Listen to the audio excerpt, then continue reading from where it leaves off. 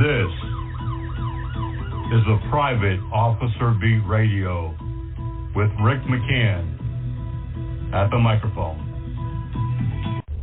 Hello, everyone, and welcome to this edition of the Private Officer Beat Radio, a production of Blue Ram Media Group, LLC, Private Officer International.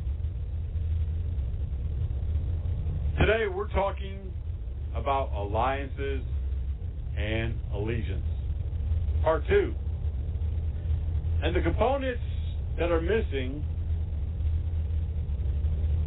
we talked about last week, but there are two very big components that are missing, and that is alliances with private security and law enforcement agencies, allegiances, and we're going to be talking about how to get that whole thing started. We do have a lot of things happening in the private security industry. As you know, during the holiday season, things always ramps up for the security industry and law enforcement. Lots of activity, lots of thefts and robberies, just a whole lot going on. Of course, we have a lot of breaking news this week. As always,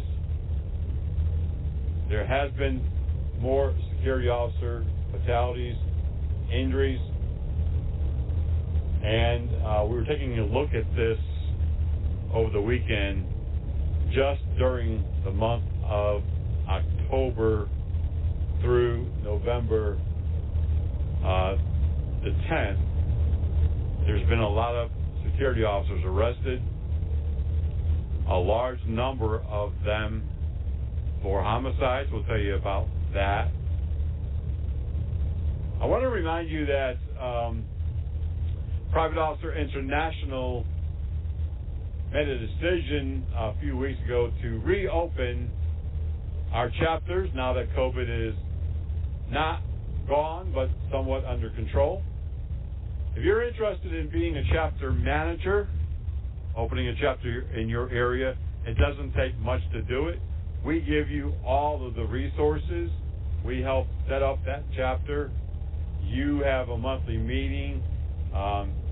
This allows you to work with other security agencies, LP agents, and law enforcement in your community. It helps you to reach out to security personnel or law enforcement injured on the job, and it also helps you to be the point person when there's a fatality of a security officer or law enforcement in your community. For more information, helpdesk at privateofficer.com. I will guarantee you that if you get involved, you will find it to be something that will give you hope, present a lot of opportunities, and I think it'll be a blessing for you and those in your community. Helpdesk at privateofficer.com. Remember, 24/7, you can go to our website, privateofficer.org. You can see some of the changes. Sign up to be a member right there at the top of the page. You can request an award for yourself or others. It does not have to be our annual award program. You can also put in a request for the chapter. You can also do a whole lot of different things right there on the website, privateofficer.org. And of course, we want you to read our daily news blog at privateofficerbreakingnews.blogspot.com, as well as check us out on social media, facebook.com/Private Officer International, and on twitter.com/Private Officer. We've had an unusual amount of requests by reporters. Just had another request from Baltimore to talk about the security officer training requirements. We'll tell you a little bit more about that here right after the first break. But it's unusual that so many call at the same time about the same type of subjects, although they're not all connected. They're not all wanting to talk about the same stories, just coincidentally the same topics, and also the fact that with fewer law enforcement, how is the private security industry handling taking over some of their responsibilities? And we just kind of explain to them the best that we can that they are doing the best job they can with what they have, with the resources they have, the training, and so on and so forth. And we've also talked to several of them in length about, the pay structure, the lack of benefits, the lack of sometimes support from their own employer. And then sadly, that's kind of what's going on. That's why it's so important to get the POI chapters back up and running. That's why it's so important to have boots on the ground, especially in where a high concentration of security personnel work, such as Florida, California, Texas, D.C., Virginia Metro, and some other places. We want to, over the next year or so, we want to really have serious conversations, some roundtables, talk with law enforcement and security, get them together in the same room. We want to begin getting more involved with what's happening locally. We have had initiatives previously with talking with legislators and even pushing certain laws through, and we want to get more involved, and we need people like you to do so. If you're interested, of course, you can contact helpdesk@privateofficer.com. Now, as we're talking about this, we also have some openings on several communities, including the advisory board, where that's kind of like a steering committee. You help us with brainstorming and think tank type stuff, where we discuss what can we do to prevent injuries, or what can we do about this or that other subject, and you have an opportunity to make difference in not only the industry but in your community. So if you're interested, now would be the time to contact us about that. And same thing with our awards committee has one opening, and also our benevolent committee has two openings. And in that role, basically, it's not going to be all month or all day or all week. It's just a very few hours that you devote to that area of POI and our security industry. We are going to take a quick break. Like I said, when we come back, we'll talk about some of the things happening. Of course, we have a lot of breaking news, and we want to continue with the conclusion. I don't like that word. Scratch that. We want to continue with the conversation we began last week about alliances and allegiances, because it's not a conclusion. It's actually just the beginning. You're listening to the Private Officer Beat Radio. We'll be right back. Are you looking for the finest private security officer training in the Charlotte metropolitan area? Do you need PPS qualifications in armed or unarmed training? Or maybe you're over there across the line in South Carolina and you need the SLED training. Well, we've got the right training at the right time for you. Premier Training Academy, located at 5624 Executive Center Drive, Suite 142 in metropolitan Charlotte, North Carolina. Give them a call today, 704-806-4933. They also offer firearms training, personal protection, first aid and CPR, and so much more. Call John at 704-806-4933. Rebound comes out to Hooley for the win. Hi, I'm Peter Hooley. My mum has always been my biggest fan. She cheered from the bleachers, from the living room, from her hospital bed, until one day she stopped cheering. My mum died of colon cancer at the age of 52. If she had been screened earlier, it could have saved her life. If you're over 50, get screened today so you can be cheering tomorrow.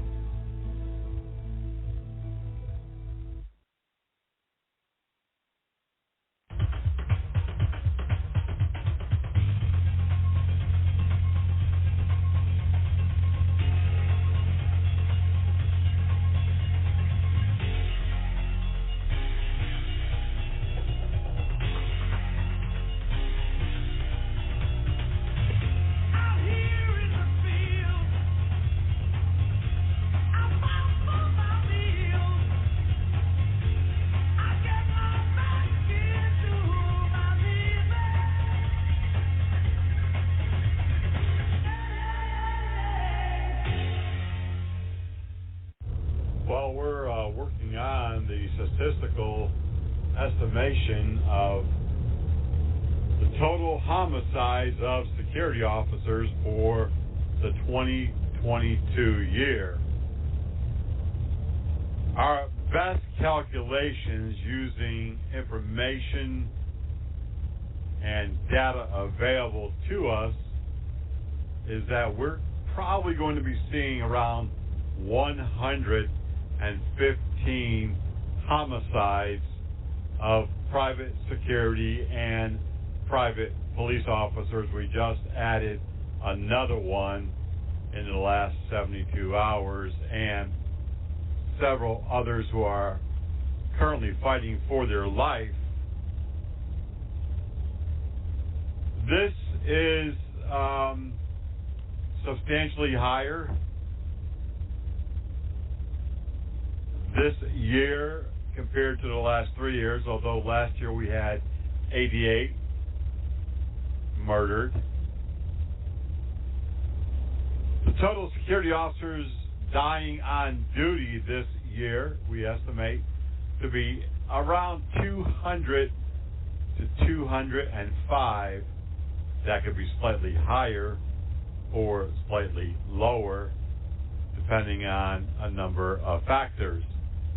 In recent years, we've seen upwards of 4 or 5 security officers killed during New Year's Eve alone.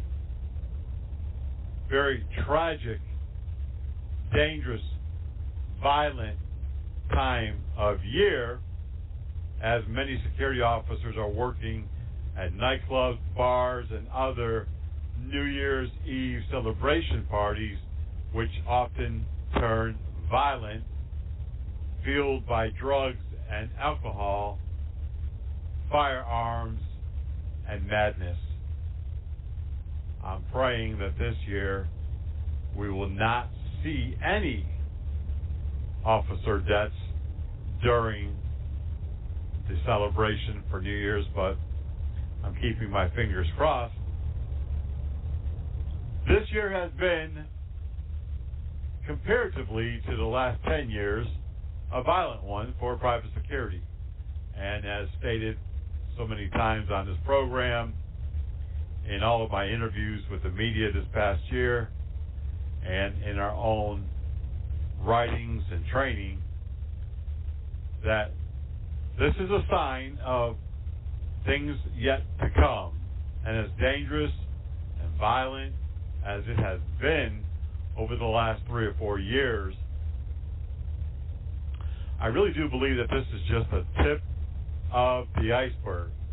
Many things are pointing that way. First of all, more customers and more clients are hiring security, and not always the best security or the best trained or the best equipped or even armed. We're seeing more HOAs, parks, community organizations, and business associations employing contract security to do patrols, foot patrols, and mobile patrols. We spoke a number of months ago about a company in Chicago that was patrolling a huge swath of neighborhoods, including the business zone, and also another security company in Atlanta and the metro area, also taking on numerous business associations and residential HOAs and community associations, and really providing the services of law enforcement. In fact, one news media outlet there also identified a security company that were doing traffic enforcement on an HOA property. They were stopping vehicles and issuing citations. I'm not sure if they were just warnings or if they were fines that would go to the HOA. As we see more and more private security and also private law enforcement who do have law enforcement authority and jurisdiction taking on that big vacant area that is null and void of any law enforcement. Just recently, a county in California saying they no longer will patrol during the day because they don't have the manpower. They're not all alone.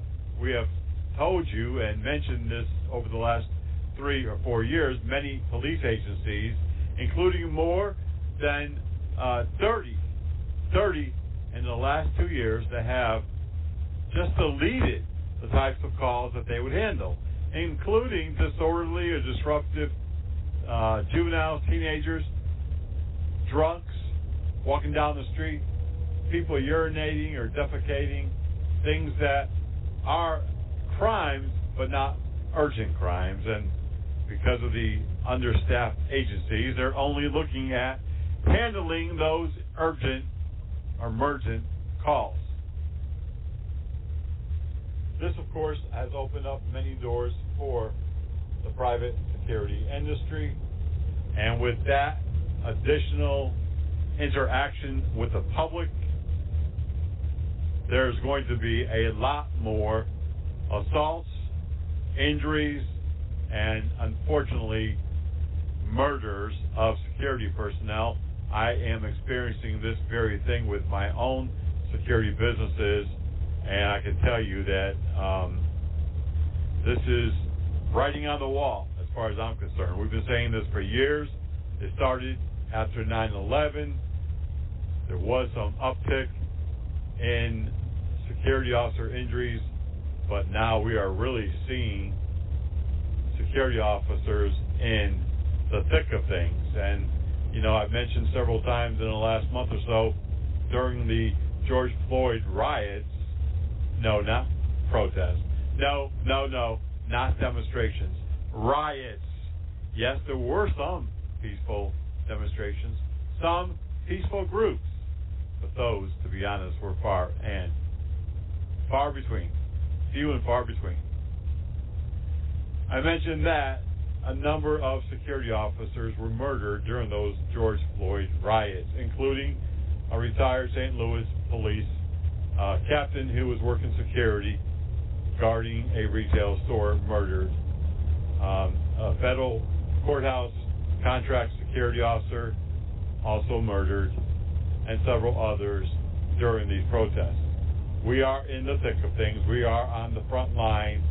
We are those who will be attacked first, even before law enforcement. I don't know what else to do or say, or I could jump up and down. I could be on my soapbox. I could be in front of the cameras and the news media 24/7, but I don't know what else to say or do to convince you all, because so many are not on the same page. They're not with the program. They still don't believe that security is all that dangerous.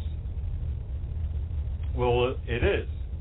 In fact, recently I saw where the Department of Motor Vehicle in a number of states, including Virginia, has hired armed security officers just to make sure that people don't become violent, that they don't assault staff, that they don't disrupt the order of things. We are getting to the place where private security will have to undergo more training, more de-escalation, more firearm, and to be honest, as we discussed about a month or so ago, many are seeing the need for all private security, or the majority of private security, some say just armed private security, and I would be fine with that, to be sworn in as auxiliary or special police officers in every state. When I come back from this break, we're going to talk about some opportunities that you have for business ownership and upcoming training. And then we're going to look at a few of the news items that's happening around the country and get right on over to our subject of the week as we continue talking about alliance and allegiance. Alliance and allegiance. You're listening to the voice of the Frontline Protector, Private Officer Beat Radio, a production of Blue Ram Media Group, LLC, and we'll be right back. Slow down. Slow down and move over. And move over. When you see lights, Beth, I'll be flankers. please, give us some room. Slow down and move over. When you need us, We've got your back. you have ours. You got our back? You got ours? You got our back? Please, slow down. And move over.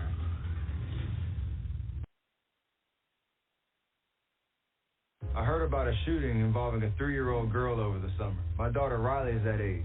There was a point when I felt that I was going to die. My parents used to always say a bullet doesn't have a name on it. Someone put a bullet in the back of my 14-year-old son's head. The gun should never be an option. We're Americans. We don't have to live like this. We can all make a difference. In the United States, 88 people die of gun violence every day. We can end gun violence. Each day, those that protect and service in law enforcement put their lives on the line. These law enforcement officers often work long and irregular hours in tough and dangerous conditions, run a high risk of being attacked, wounded, or even killed by the very criminals that prey on us. Every year, hundreds of law enforcement officers are killed or seriously injured in the line of duty. Blue Alert is a system that provides the means to speed the apprehension of violent criminals who kill or seriously injure local, state, or federal law enforcement officers. Find out how you can truly help those who help. That's bluealert.us. Right now, we have 4 exciting training opportunities coming up, and I hope that every one of you take advantage of them. First, right out of the gate for the 2023 new year, we're going to have our first Citizens Police Academy of 2023. Be sure to be listening to the Private Officer Beat Radio, and if you receive our newsletters, then you will definitely get that information along with the link for you to register for the 2023 Winter Citizens Police Academy. And that's really exciting stuff. You're going to learn everything from laws of arrest to de-escalation, use of force, patrol techniques, and so much more. Remember, this is free. Not going to cost you anything. You're going to get a beautiful certificate, a patch, along with membership into the Alumni Association of the Citizens Police Academy. So be looking for all of those details coming out within, well, just a week or two. What else do we have? Coming up in 2023, we are super excited to continue with our training across the country. We're going to be bringing 2-day seminars and roundtables will be included across the country. We already have several scheduled, one in Daphne, Alabama at the Daphne Civic Center. We have one coming up in Columbus, Ohio. And we're going to put 2 or 3 more on the books. Just $100 for the 2-day event. We're going to have this 4 or 5 different 2-day special training underwritten by one of our longtime sponsors. And so we're very excited about that. We're also going to invite some vendors in, and maybe a few other speakers.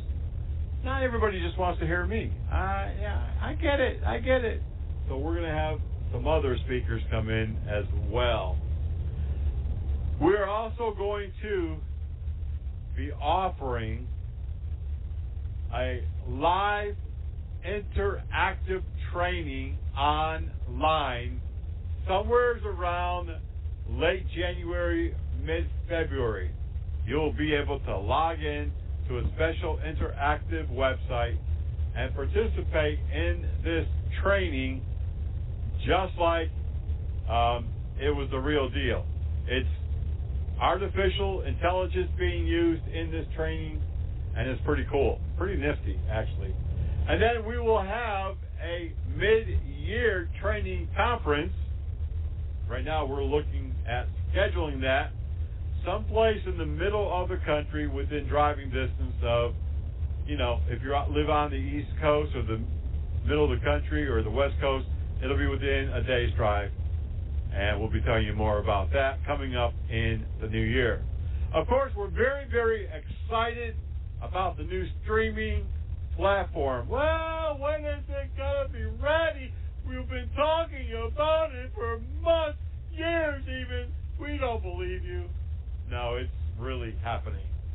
There's a lot of production, a lot of behind-the-scenes legalities and other things that have to be taken care of.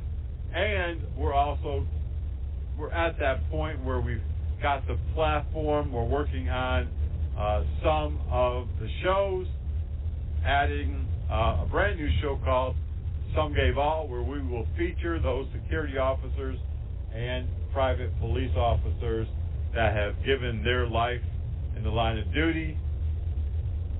And we will tell you more about their story, about their backstory, about their family, about the death of the security officer, their career in the business, and so much more. Some gave all. I am personally excited about this. And if you know of any security officers in your area that have been murdered, died on the job in a traumatic way, please contact Help Desk at privateofficer.com. Help Desk at privateofficer.com. I have a very exciting special announcement. Now, the last time that we made this announcement, we had a poor response. And I'm hoping for a different type of response this time. We are going to give away, in a competition, 3 private security and public safety businesses. No, you don't have to spend a dime. You don't pay a nickel. What you need to do, starting right now, we will announce the winners before Christmas. Send an email to helpdesk@privateofficer.com outlining your experience in law enforcement, security, or public safety. Also, why you think you would be a good candidate to manage that local office. And also, tell us more about yourself, your family, your history, your background. Are you a veteran? So on and so forth. Be as personal, intimate, upfront as possible. You will own these security public safety offices, and you will profit substantially from these ownerships. You'll receive all of the upfront training on how to run it, how to market it, and we will support from the back office all of those operational needs, including accounting, legal, marketing, resources, so on and so forth. If you would like to put your hat in the ring, contact helpdesk@privateofficer.com. Send us that essay. Be sure it's not just 3 or 4 lines, because like last time, we will not be able to help you, because we're looking for a lot more information on you and your background and what it is that you want to do and why you would like to be one of the recipients of this free business. Now, this is a patrol and public safety only, including offering services to law enforcement. So it's very exciting. No standing post, no guard work, no minimum wage. This is going to all be high end, and I can tell you from doing it for a number of years this is going to be the best of all worlds. Remember, send an essay, helpdesk@privateofficer.com. We're looking for correspondents right now from every area of the country. This is a part-time gig. You get paid for the job, for the assignment. And we're looking for somebody who can go out and take video, somebody who can talk to other security companies or proprietary companies in the area. We will dictate the information that we need, the video that we need, what type of pictures we need for a certain project that we're working at our new streaming network. This is a pretty good gig if you are a photographer or you love photography. If you'd like being behind the microphone, contact us, helpdesk@privateofficer.com. Another great opportunity is you have the opportunity right now to put your current podcast on the new streaming network produced by Blue Ram Media Group, LLC. Now, our behind-the-scenes operation will include getting your podcast on more than 36 sites, including all of the major ones, and streaming it on no less than 5 websites for one low monthly fee. If you have a podcast currently on any of the podcast platforms or YouTube, contact us today, helpdesk@privateofficer.com. And one other spectacular, actually there's 2. I can't keep up with them, there's so many. There's an opportunity for you to advertise, market your service or product on the new streaming network. Very low, for dollars at a day, just dollars for a day, literally, for you to market your service, which will include not only the new streaming platform, but our already established radio shows and social media sites and websites, including privateofficer.org, Private Officer News, the magazine, and our daily blog, privateofficernews.blogspot.com, privateofficerbreakingnews.blogspot.com. All of this for just really dollars a day, very inexpensive. Contact us today at helpdesk@privateofficer.com to learn more. And you can, I love it when I say this, I really do, you can now begin ordering membership into the streaming platform, where you will see all new content, where you will have access to videos, training, radio shows, podcasts, and so much more, all at one site. Go to the website, bluerammedia.com. Check it out today, and you can begin your membership, your subscription, right away for just $69.95. It's happening, folks. It's real. We'll be right back here on the Private Officer Beat Radio. That's this week. We'll go over some of the top headlines that made the news here at Private Officer over the last few days. Coming out of DeSoto, Texas, we got this notice yesterday. Security officer under investigation after using fired pepper balls during a student fight. Police are investigating this incident. First, the security officer used spray, which the school district spokesperson Tiffany Blackman Jones said was within their guidelines. A fight had broke out at the school cafeteria and escalated to the point of being dangerous. The school security officer tried to break it up and then eventually deployed pepper spray. Now, that was within the guidelines, says the spokesperson. A short time later, the same students were involved in another fracas, but this time the security officer went for a little bit more heavier duty weapon. He grabbed his pepper ball gun and began firing from on top of a staircase. Now, the spokesperson said this too could be within the guidelines, but that they are investigating. Coming out of Rochester, New York, a sad story no matter which way you look at it.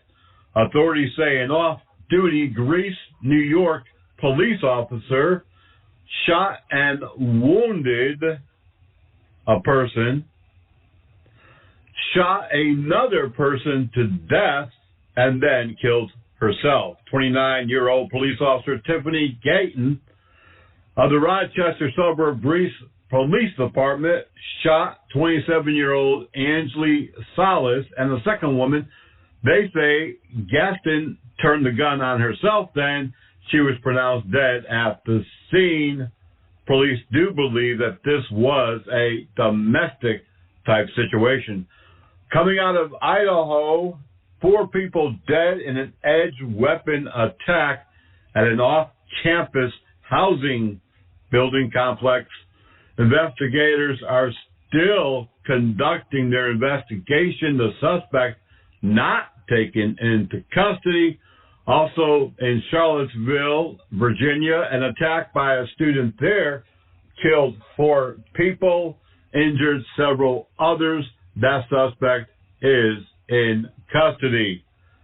Federal authorities now investigating how in the world did a box cutter get on board a passenger flight. The TSA released a statement yesterday saying that the plane leaving Cincinnati headed for Tampa had to be diverted to Atlanta after a passenger was found to have a box cutter. The flight on the Frontier Airlines Flight 1761 was quickly diverted after a witness observed seeing a passenger with a box cutter. Passengers say the man made threats to stab someone on board. Federal agents and local law enforcement in Atlanta met the flight. They shut down the runway, called an emergency, and then began to enter and take the suspect into custody. His name not been released at this time. An allied security officer facing termination has filed a lawsuit. The security officer in San Francisco facing losing his job because he refuses to pay union dues based on his religious beliefs, says his employer and union are violating his constitutional rights, a position that appears to be supported by past court rulings. Thomas Ross, represented by the National Right to Work Foundation, an anti-union organization, has filed complaints with the federal and state EEOC, and a lawsuit could be pending. Allied Universal and United Service Workers West, an affiliate of the Service Employees International Union, are the target of the complaints and possible lawsuit. The complaint says Title 12 of the 1964 Civil Rights Act requires employers to accommodate employees who cannot, because of their personal religious beliefs, join or financially support a union. We will be following this story. A security officer in Los Angeles killed a man who had stabbed a child and a woman at an L.A. Target store. A 9-year-old boy and a woman was stabbed repeatedly during an unprovoked and heinous act, police say. The suspect, a 40-year-old man, was quickly shot and killed when he confronted a security officer. The security officer pulled his weapon and shot the man to death. The man was armed with a 9 to 10-inch kitchen knife, which he had taken from the store. The 25-year-old woman stabbed in the chest, and the 9-year-old boy both appeared to be in good condition.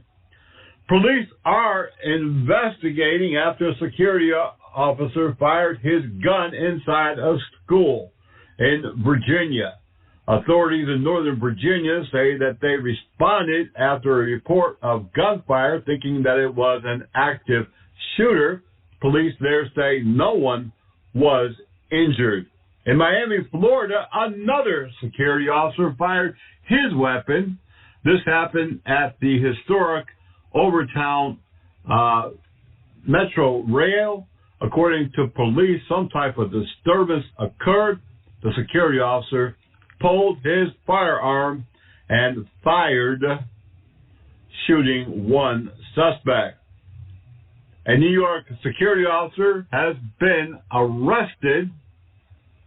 According to police, Jason Lane allegedly had images of nude preschool children and was arrested. He was a school security officer. Investigators with Homeland Security and local police are still looking into this. A school security officer in Washington, D.C. is thankful after he was almost killed when a sniper opened fire outside of a D.C. school. He returned to the George Washington University after being shot. Retired police officer Antonio Harris thanked God, his surgeon, and the first responders who rushed him out of danger the day the sniper opened fire near the Edmund Burke School in the district about 6 months ago. We reported on that when it occurred. He said that he was badly wounded and was bleeding internally for hours. Police, EMS, emergency workers were able to get him to cover. He got to the hospital. He's recovering and today doing well. In Broken Arrow, Oklahoma, a retired police officer decided he just couldn't sit home after retiring for more than 25 years in law enforcement. So, after working in the detective division and working on child abuse cases before retiring, he decided, well, I might as well put myself and my time to good use. So he's joined the ranks of the school district's security team. He says protecting children is right up his alley. Security officers tackled an active shooter at a Buffalo drug clinic, police say. The man armed with a rifle fired shots inside the substance abuse treatment center in Buffalo's West Side. This happened on Thursday last week. Police say the incident was an attempted robbery tied to drug activity that was connected to a separate shooting that occurred Thursday. Police say that the security officers on duty quickly ran and tackled the man, subduing him and taking his gun. Security officers are being called heroes. The man was armed with an AR-15 style platform rifle. A man injured by a security officer at the Power and Light in Kentucky, in Kansas City, Missouri, was awarded $700,000 last week in a lawsuit. The lawsuit filed by Rodney Rivers, a Texas man, said that he was injured. He was standing outside when this occurred, the security officer, and he got into a confrontation. The security officer immediately began attacking him. In Warner Robins, Georgia, a suspected child kidnapper at Walmart was held at gunpoint by a witness. An armed civilian legally carrying a firearm spotted a man grabbing a child and leading him quickly out into the parking lot. When officers arrived, they arrested 60-year-old Hiraman Dubé. Police investigated and learned that he arrived at Walmart in a vehicle. He went inside and picked a child that he forced out into the parking lot. A good Samaritan spotted this happening and quickly went after him at gunpoint and held him until police arrived. In Red Bluff, California, the Tehama County Sheriff's Department says no more. They are suspending all daytime patrol services. They say they are understaffed and do not have enough deputies to man and patrol the area day and night, as well as man the jail. The sheriff says that he met with the California Highway Patrol to discuss the parameters of emergency response. should something happen during the daytime, this is not unusual. It sounds like it might be, but actually it's not. It's happening all across the country. And one last story coming out of Baltimore. Protesters gathered after a security officer killed a man who threw a brick at him.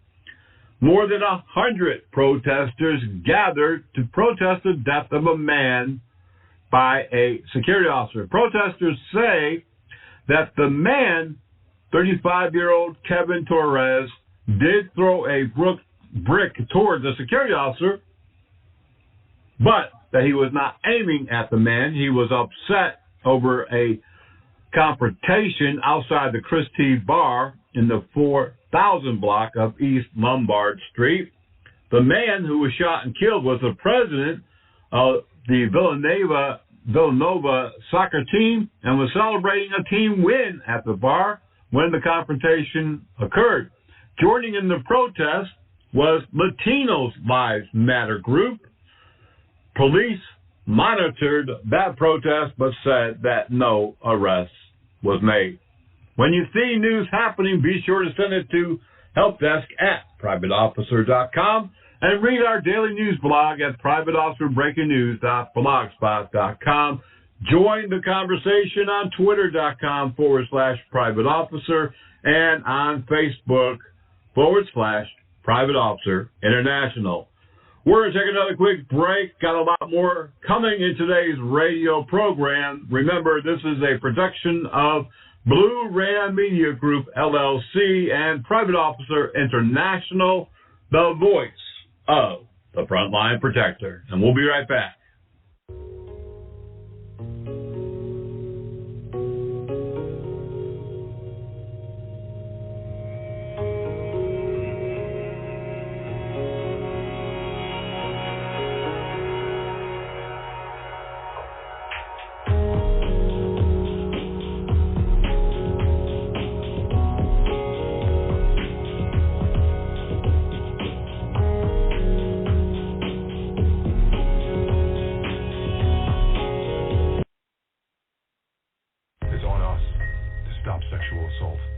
To get in the way before it happened. To get a friend home safe. And to not blame the victim. It's on us. To look out for each other. To not look the other way.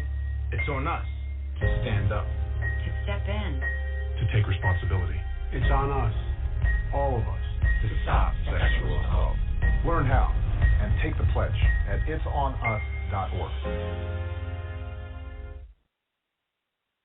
40% of the food that we produce here in the U.S. is wasted. That's 133 billion pounds of food a year. A lot of this food gets wasted at the grocery store. If a carrot doesn't look perfectly right, it gets thrown away, even if it's totally safe to eat. But the biggest waster of all is us. On average, every American throws about a pound of food away every single day. Here are some ways you can stop wasting your food. Number one, meal prep. You don't have to be a fitness influencer to plan out your meal. If you plan before your shop, you're less likely to find a moldy vegetable in the back of your fridge. Number two, store it right. Storing food in the right place keeps it from going bad. And your refrigerator has those produce drawers for a reason. Become best friends with your freezer. Your freezer will hold things for a much longer period of time. Number three, be scrappy. Literally, learn to cook with things that you would normally throw away, like carrot tops, herb stems, brown avocados, and pickle juice. You want to save money and like saving the planet? Save your scrap. Allegiances and alliances. They sound pretty much the same, don't they? Look them up in the Webster's Dictionary. Check Wikipedia or other online resources. And you'll see that, yes, although they are somewhat the same, they're not exactly the same. They're not both saying specifically the same thing. They're a little bit different.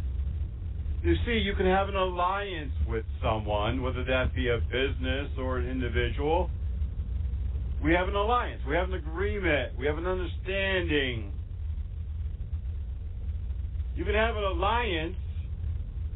with the producer and distributor of certain hard goods, whether that be motor vehicles or clothing, jewelry, or anything else that's for sale.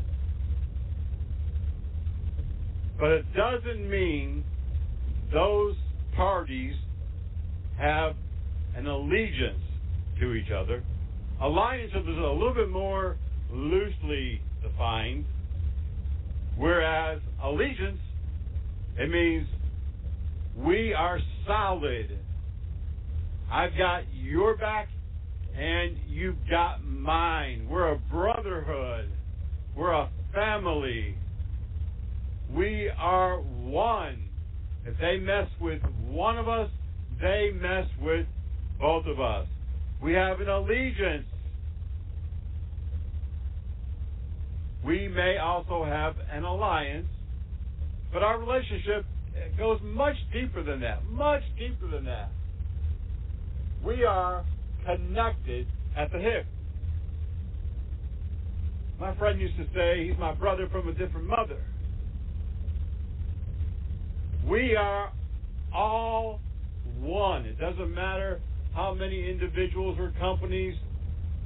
If we have an allegiance, we are strong, united, undefeatable, and don't even think about messing with us, or we will all come after you. An alliance is not so tightly knit, not so tightly grouped, not so serious. Oh, they have an alliance. Police departments and sheriff's departments often have an alliance with each other, especially if they border each other's town, city, or county. They work together frequently. And some might have what's called a mutual aid pact. If there's gunshots, if there's a person shot in our town, because we're a small town, we might have another town next door also respond on that call. And the same is true with the fire department. Certain calls, such as structure fires or even commercial or residential fire alarms, multi-vehicle accidents, or other types of life, medical, or fire emergencies will often have the response of multiple fire departments in smaller communities.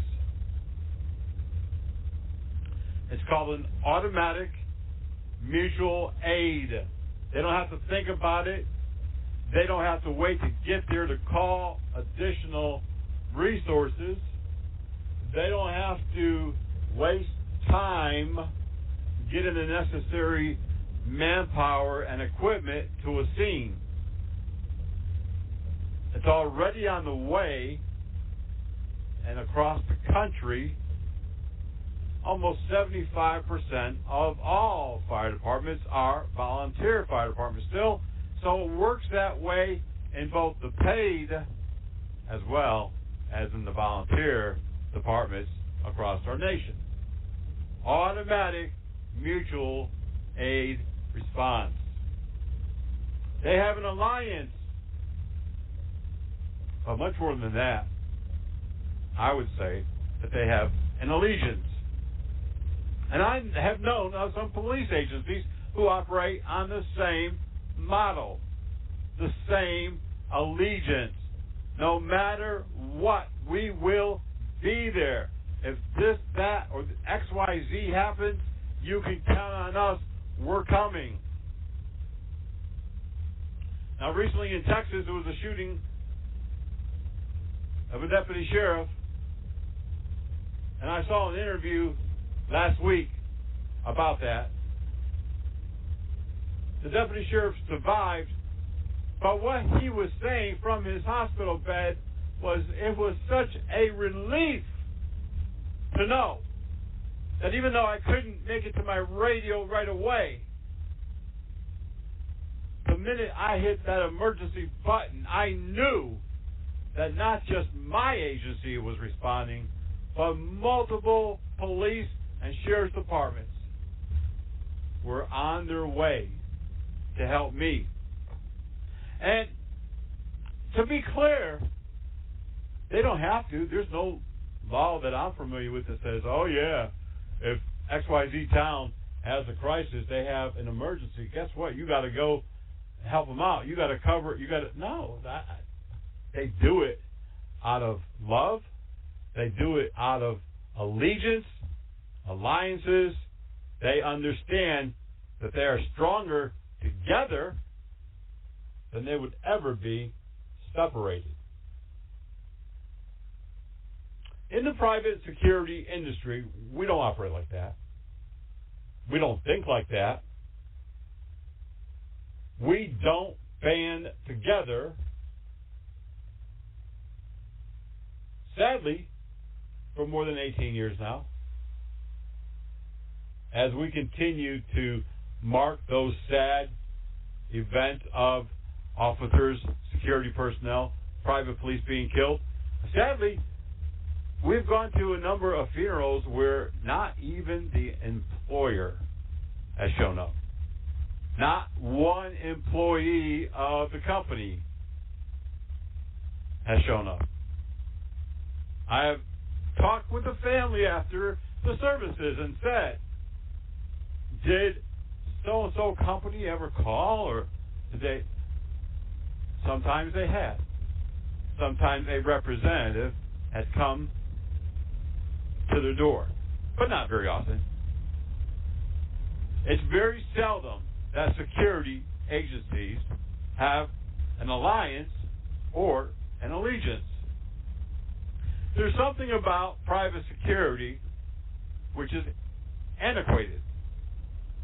It's still stuck in the 1950, 60, 70 mode when everybody was a competitor. Let's not tell anyone who our clients are. Let's not train across the city, county, or state with multiple companies because they might steal our employees. They might steal our trade secrets, our clients' information. And yes, that does happen. And I got news for you. In law enforcement and the fire service, many agencies don't like each other. They don't like the way that they do business. They don't like their protocols. They don't like how they handle business. But let there be a mutual aid fire call. Let there be an officer down, shots fired, a call for help. All of that goes out the window. Police are responding to back up their brethren and sisters. They are responding because they have a strong allegiance. And they don't worry now, at that time, about their differences. They don't worry about, oh, well, he took a drug trafficking case from me, but I've been working it, but he knew it was mine, but he took credit. They don't worry about that. They might worry about that or still be upset about it after the emergency, but not during. Everybody's running to help everybody else in an emergency. But not like that in the private security industry. We still try to keep everything secret, and understandably, I mean, this is a competitive business. This is a hugely competitive business where everybody is out to get everybody else, and that's no baloney. That's no bull. It's a cutthroat type business. People, security companies, will underbid by 20 or 30 cents. Sometimes even $1 or $2 per hour. Sometimes they'll even take what's called a big gamble, and they will give it away just to get that account. The larger companies can survive that. The small to medium size, not so much. Allegiances and alliances. Alliances and allegiance. Don't you think we need to kind of look at that, take a hard look at that, and see how we can change our work model, how we can help each other? Sure, we can still have secrets. We don't have to tell them every client that we have or anything about our contracts or how much we pay our staff or how much we're billing. All of that, understandably, should be kept secret. But when another security officer is in need of help, backup, when a security officer has been killed or is injured or dies suddenly in an accident or a medical emergency on the job, don't you think that we should go to that funeral? Don't you think that we should have an alliance with that company at that point? Don't you think that we need to let bygones be bygones and step up to the plate and show that we stand together with our family, our security company family, our security industry family? We've lost our way in the security industry in many areas, and this is one of them. And when I come back from this break, I'll tell you about some of the other ways. We discussed last week numerous ways when we can have how we can have better allegiances and alliances with people, with staff, with clients and their employees. But when I come back, we'll talk about how we need to have a better alliance and even allegiance within the security business, security companies, and how we need law enforcement. We say we don't, but we do. You're listening to the voice of the Frontline Protector, a production of Blue Ram Media Group, LLC, and Private Officer International. In a minute, I'm going to drown in this pool, surrounded by friends and relatives. That's because Dad thinks Mom is watching me, and Mom thinks Dad is. But actually, nobody is watching me. And you rarely make a sound when you're struggling the most. Don't assume someone else is watching. Become a water watchdog at abbyshope.org. I was just going to the grocery store. Seatbelt violators, beware. I forgot to put it on. If you're pulled over because you've broken the law. Oh, it's so uncomfortable. And you're not wearing your seatbelt. It's broken, but I was going to have it fixed. No matter what your excuses, you will get a ticket in addition to the ticket for your original violation. Click it or ticket? That's pretty easy to remember.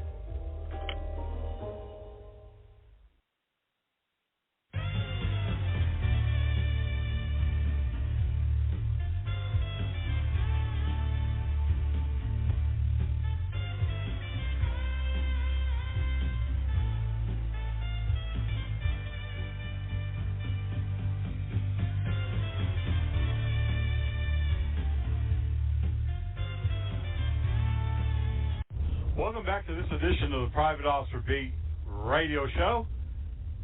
We're talking last week and again this week, both here on Private Officer Beat as well as the LP Zone, about having an alliance with individuals, clients, staff members, the community, law enforcement, and even our competitors. I believe that it is essential in this day and age, no matter the profession, no matter what type of business that you're in, that we have an alliance with like-minded people who are in a certain profession. And while many different professions and businesses across the globe, they continue to compete with one another, some of them ferociously, really cutthroating prices, really cutting their competitors down, making fun of their quality, or other supposed advertising components, we're better than them. But most professions, if not all, have some type of unity over certain issues. They stand together regardless of how competitive they are. During COVID, we saw the food industry come together, producers of food, including meat packing companies, canning goods companies, those growers specializing in certain products, all came together for the good of the country first. They were still competitive. I'm sure that they were still at odds over certain areas or topics, and yet in the crisis, in the time of need of our country, they got busy and they began producing to make sure that our country did not go hungry during the pandemic. Yes, there were shortages beyond their control. Yes, certain products didn't get made. In Alabama, there's a very famous sausage maker. It's called Connick Sausage. They're in Connick County, Alabama. And they make a wide variety of sausages that are used in restaurants as well as sold wholesale to retailers for people like you and me to eat at home. There were shortages of pork. There were shortages of the spices necessary that go in to the sausage. And so it did delay the manufacturing of certain sausages, but they ramped up the sausages that they could make. And they got those out to market. And then they came up with some new recipes for different types of sausages that they had all the ingredients for. Other companies and suppliers quickly came to their rescue. And within a few months, all products were back online. I saw this firsthand. And I saw several other similar scenarios during the pandemic. And I am proud to say that I know of at least one security company that came to the rescue, to the aid, without being called, when a security company a small security company had a lot of their employees out because of COVID. We in the security industry need to be able to work together. And what's always been confusing to me in this area is that organizations such as Private Officer International and as is American Industrial Security, we have always held joint training, open training. Anybody can attend. No exclusions. No companies denied. Everybody welcome. As is NPOI has had chapter meetings where we open the doors to anybody, regardless of employer, regardless of any other factor. We've had not only private security and loss prevention, but we've had management, real estate management companies. We've had law enforcement from all levels. There was no delay. There was no setback. There was no pushback because people were from different employers, different organizations, different entities, different walks of life. Everyone was welcome. Everyone shared and participated. One of the unique open door policies in this situation has been Coffee with the Chief. Police departments across the country a number of years ago began Coffee with the Chief. You could go in, citizens could go in, police departments, fire departments, business owners could all go in and have a cup of coffee and talk about crime, talk about police response, talk about negative issues with law enforcement in their community, but it was an open door policy. We in security need to have that open door policy, that alliance with our community, with our private security community. How do we start this? I've been involved in Coffee with the Chief, and I have been involved in other community initiatives, including having monthly meetings at HUD and low-income communities, and having law enforcement and the security vendors involved. We begin this by stepping forward. We begin this by taking the initiative. If it's not already in place, organize it. Coffee, neighborhood coffee, coffee with security and law enforcement. It doesn't have to be a big, huge meeting. Let's keep it casual and calm. Let's invite anybody and everybody, including other security companies, in. Now, just recently, Private Officer International announced, and we are excited about this, the reopening of our chapters now that COVID is officially not gone, but for the most part under control. And we have begun advertising for new chapter managers. If you're interested, contact helpdesk@privateofficer.com. We plan on having some of these open meetings. We plan on inviting other security companies to just sit down and talk. We don't have to reveal our client information. We don't have to always be competitors. We can be competitors when there's a bid. We can be competitors in the marketing department, but we don't have to be competitors 24/7.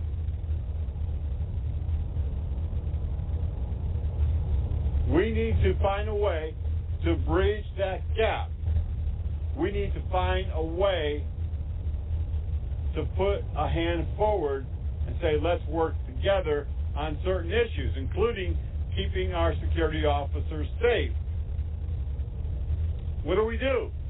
Do we go to the legislators and say we need more training? Do we need certain other protections? Do we get a meeting with OSHA and say, look, you're not protecting us as much as you are the construction industry. You're not protecting us like you do the fire department. There's been a big initiative over the last 3 or 4 years, maybe longer actually, about the contaminants of smoke and how it's caused cancer dozens, if not hundreds of times in firefighters' lives, and now there's a big initiative. Fire department is issuing 2 sets of turnout gear, washing a set while wearing another set. And there's a lot more initiative now about taking that gear off as soon as you are out of the fire zone. Take it off. There was a time when all that smoke and soot was a badge of honor. We showed it off. We said, look at this. We're true firefighters, smoke eaters. Yeah, that's us. Yay! And it was a big deal. Firefighters with hats that were melted, twisted. Didn't even look like a helmet, but that was cool. We were in the fire. We were in the heat. We were under the gun, and we did it. We beat the fire. It was a badge of honor.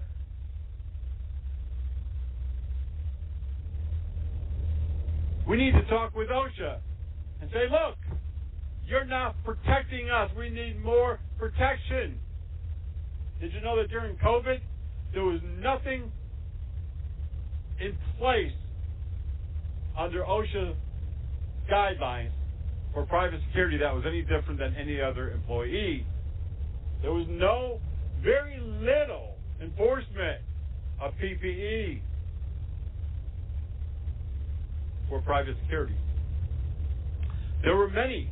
We received well over 50 different emails saying we have to buy our own. Our employers making us purchase it.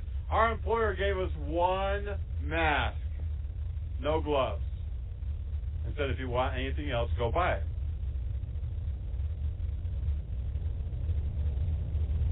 Maybe we, as a profession, collectively, jointly, instead of separately, we need to go and sit in front of these organizations like OSHA.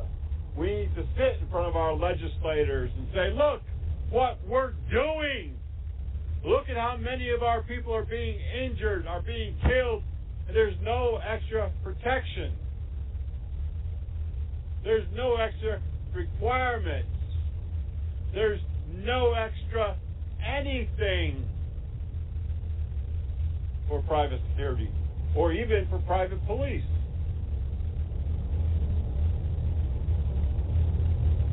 We need that component. We need those government entities to be involved. The other component that we really need is we really need law enforcement. And it's time for some of us to step aside from our own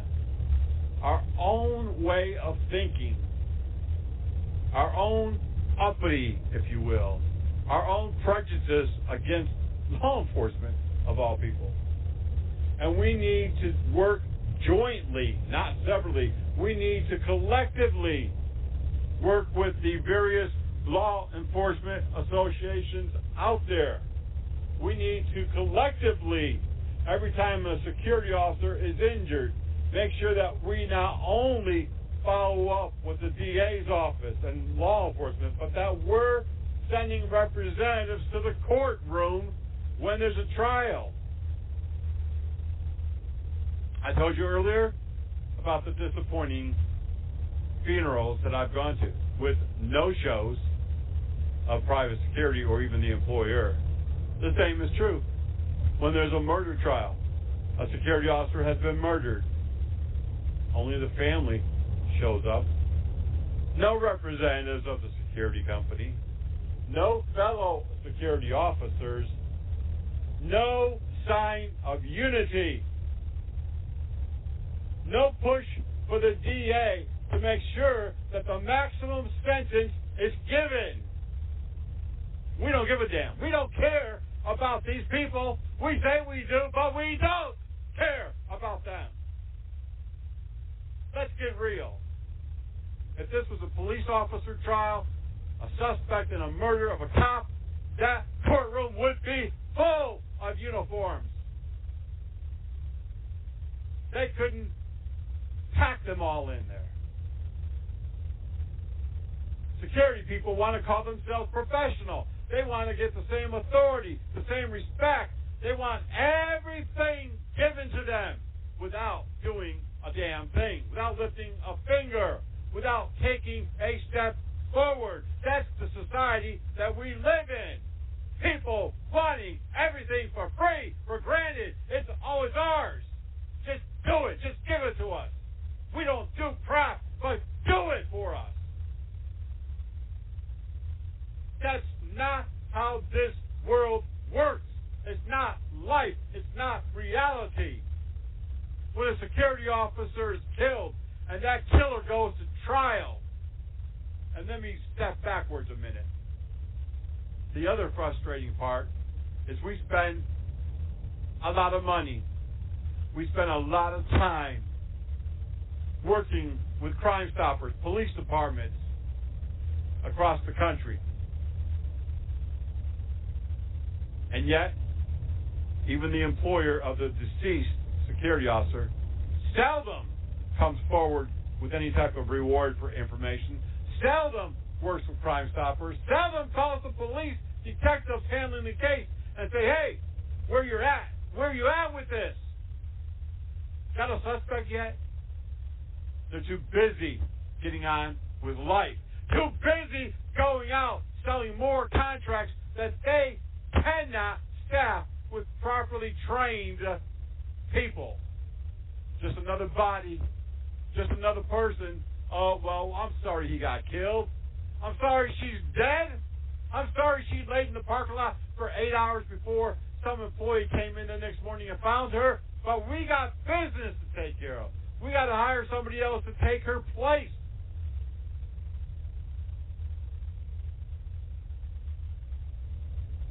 Being a professional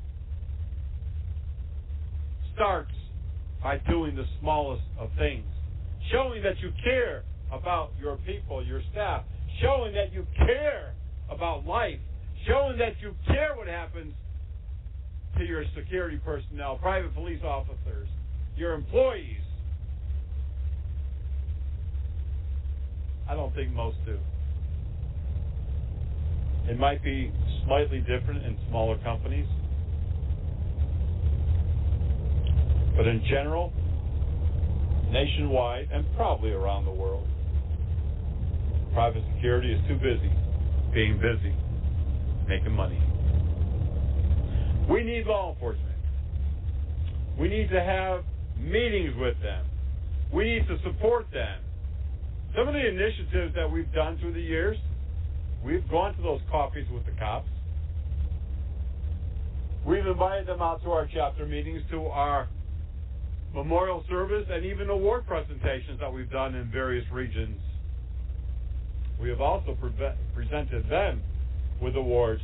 Last year, we presented 3 Purple Hearts to police officers across the country injured in the line of duty. We have, through the years, as an organization, been inclusive of law enforcement. We're partners. We're not exactly equals, but we are partners. We have not only an alliance, but we have an allegiance. We align with their goals. We align with what they are doing. We align with each and every law enforcement department, and we do have an allegiance. Brothers, we got your back. You need something, we'll be there. One of your guys get injured, we're going to support that family. We'll send out some gift baskets, some food. We'll make our presence known. How many of you have done that? How many of you management security owners have gone out of your way when an officer of the police department is injured? How many have gone to the hospital? How many have sent out a get well card? How many people have sent a flower, a fruit basket, something to let them know that you have an alliance with them? You got their back. In 2023, we have already begun to calendar some dates to have a roundtable with law enforcement and security companies. Just to sit down, maybe over lunch, maybe something like Breaking Bread, one of our new streaming TV shows. Maybe we'll do some of those. But I want to do a real sit down and say, look, what are your issues with security people? What do you want to see happen? What do you expect of them? What do you think of them? Here's who they are. Here's what they do. This is what's happening now in security. I know maybe it still seems like they're the guard, the watchman of 1950, 60, but they're not. Very few do true access control. Very few are in a guard house. very few are at a industrial plant. We're out there amidst the public. We are protecting and serving. We are risking our life every day. Now, recently, I went back out in the field. I have a security company, several of them actually, and I've worked in law enforcement out in the field in the last, dozens of years. Too many.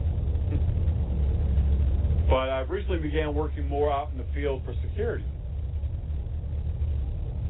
Patrolling, answering calls, responding to alarm. Whole different perspective. Much different than it was 20 years ago, or even 10 years ago. More defiant, more non-compliant, more resistant, more questioning of the authority, the world's changed. The job for security is definitely tougher today than it was 20, 30, 40 years ago, even, I would say, 5 years ago. Since the George Floyd riots, the world has changed for law enforcement and anybody in uniform, security. And I will tell you this, and make no mistake, for any race, black officers are taking a lot of hell. White officers are taking a lot of hell. Spanish officers, Asian officers, Indian officers, regardless of color, ethnicity, creed, religion, it doesn't matter, people. All that these criminals see is blue. They only see one thing. You're the enemy. You are the enemy. So if you stop to question someone, you stop to detain someone, you should expect the same defiance as if you were a law enforcement officer. It has resulted in my use of force recently. It has resulted in my use of pulling my firearm recently several times. It has resulted in one person pushing me to the ground, one person pulling a knife. This is the reality of security, I can tell you firsthand. It's always been this way, but definitely just in the last 5 or so years, it has definitely increased by a large amount. I couldn't even guess what that amount is because you would think it would vary from state to state, coast to coast, but it really doesn't. I'm hearing from Maine. I just heard recently from small town Indiana. They're having the same problem. And as we read close to 3,000 news sites every day in our office and gather the news for this industry, law enforcement, private police, LP, and so on, we're seeing other countries are having the same situation. Security in Australia, Germany, we just saw a news article about resistance. Canada is very unique. They have special constables, aka special police, who are security officers with certain law enforcement authority on their property. And I just saw a takedown of a homeless woman.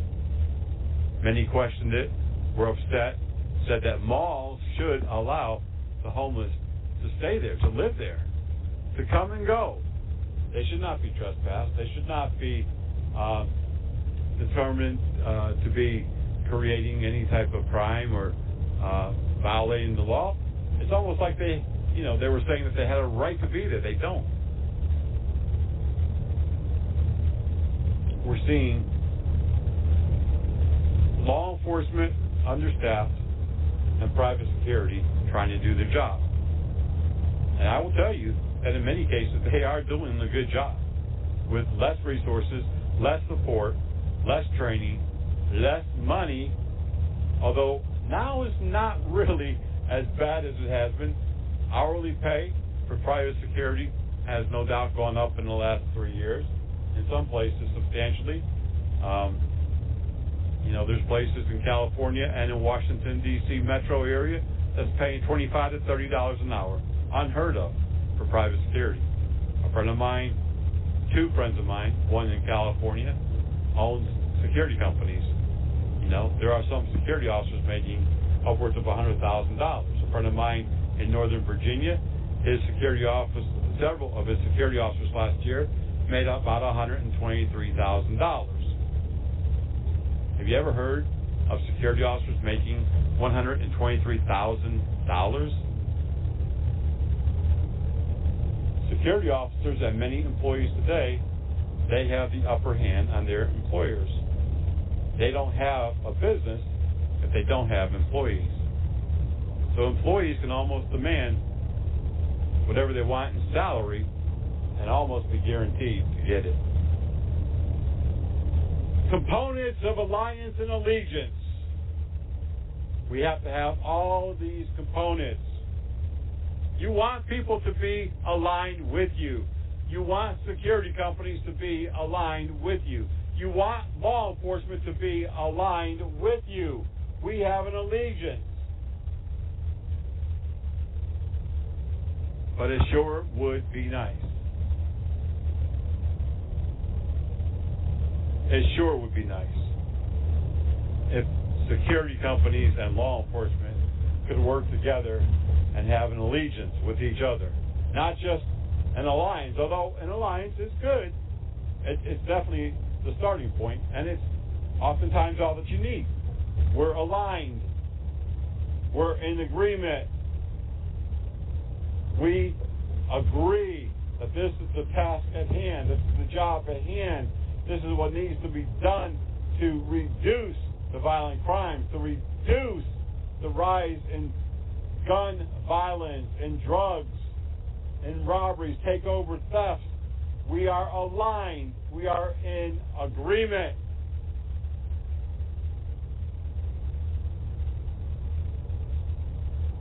But it would be so much better if at least the security industry and law enforcement could come together and build that allegiance. And in some areas and some companies, they have.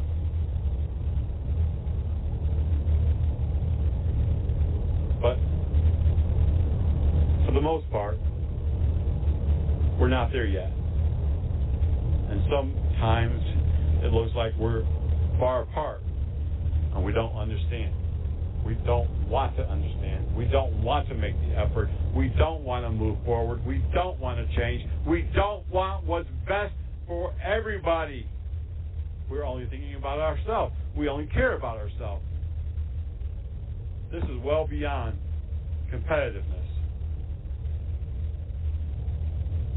I could go on and on and on with examples like the football league, the NFL, the baseball league, any sports league.